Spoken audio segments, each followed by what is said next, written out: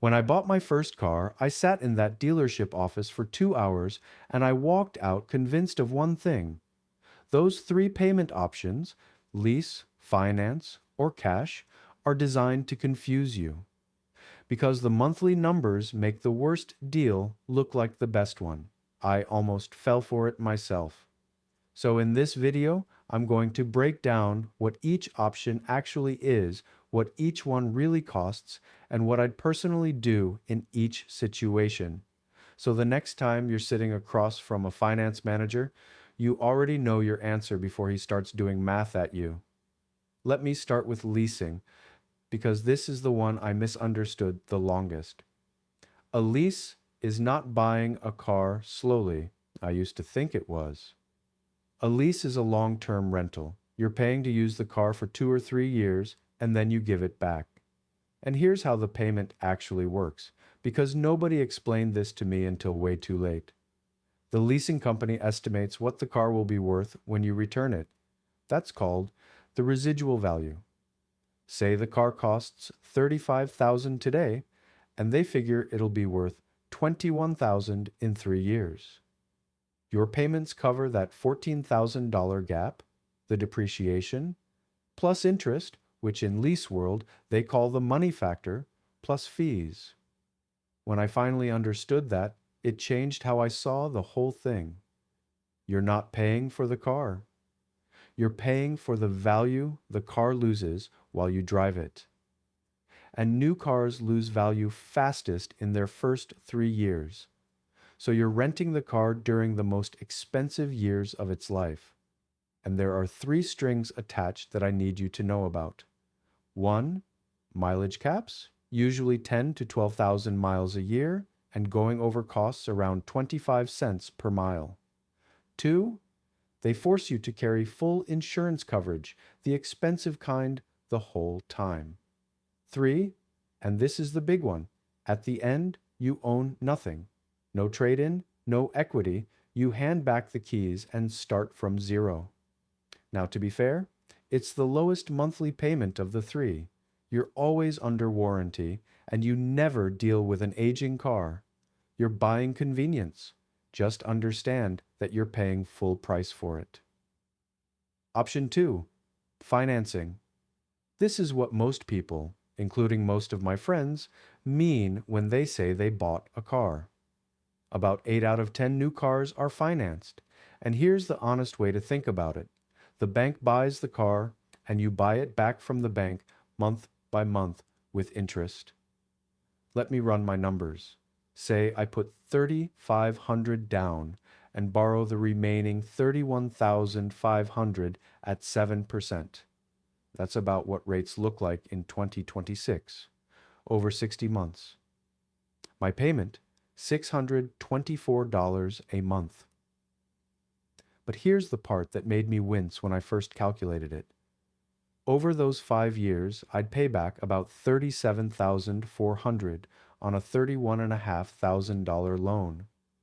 Almost $6,000 of my money gone to interest. That's the fee for paying slowly. Every one of those payments splits in 2. Part pays down the actual loan, the principal, and part is interest. Early on, way more goes to interest, and it flips over time, which is exactly why I'd never take a 72 or 84-month loan. The payment looks smaller, but you pay thousands more in interest, and you spend years underwater, owing more than the car is even worth. I've watched people trade in underwater cars and roll that debt into the next loan. That's how the trap compounds. But here's the key difference from leasing. At the end, the car is mine. After 6 years, it's still worth maybe $15,000. Real money I can drive payment-free, sell, or trade in. I paid the most out of pocket, but I'm holding an asset instead of a receipt. Option 3, cash. The way your grandfather would tell you to do it. Full price, own it outright, day one. No interest, no payment, no strings.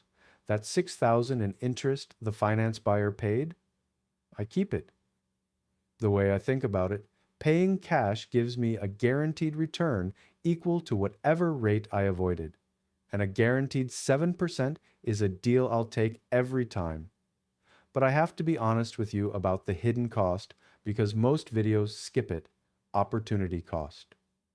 The $35,000 I spend on a car can't grow anywhere else?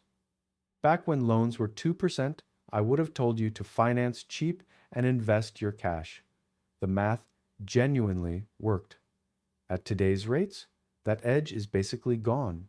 Avoiding a 7% loan versus earning the market, it's nearly a coin flip. And there's a psychological thing I've noticed with cash that no spreadsheet captures. Cash buyers buy less car. Signing for $624 a month feels painless. Sliding 35,000 actual dollars across a desk? That hurts. And that pain is useful. It keeps the real price honest.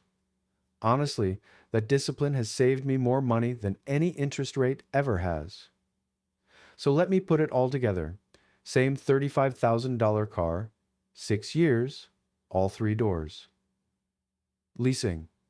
Friendliest monthly payment, worst total, about $39,000 spent, nothing owned. Financing. Most cash out the door, about $41,000, but I keep a $15,000 car. True cost, around $26,000. Cash, cheapest of all, true cost around $20,000, same exact car.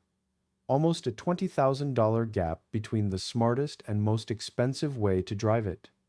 And notice the pattern? The better the monthly payment looks, the worse the deal usually is. Dealerships sell payments, not prices. That's not an accident. So which one should you actually pick? Here are the 3 questions I'd ask. 1. How long will you keep it? If you're like me and you'll run a car 8 to 10 years, financing or cash wins by a landslide. Every year after the payments stop is basically free driving. But if you know yourself, and you know you'll want a new car every 3 years no matter what. Leasing isn't crazy, it's the cheaper version of an expensive habit.